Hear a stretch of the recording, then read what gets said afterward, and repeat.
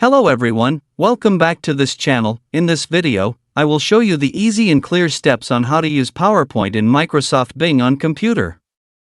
So how to use PowerPoint in Microsoft Bing on computer? Make sure you keep watching this video until the end. Let's get started right away.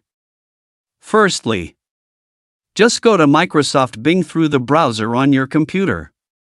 Here it is already on the initial display of Microsoft Bing. To use PowerPoint in Microsoft Bing, just point the cursor to the top of the menu bar. Tap the three-line icon here. A scrolling menu will appear down.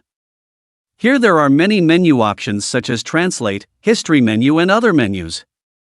Tap Microsoft 365. Well, here there are many choices. Tap PowerPoint.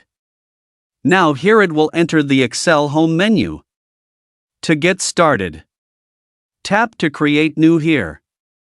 Now here it is already on the Microsoft PowerPoint work display.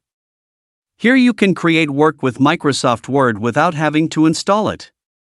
To save work, tap the file icon here.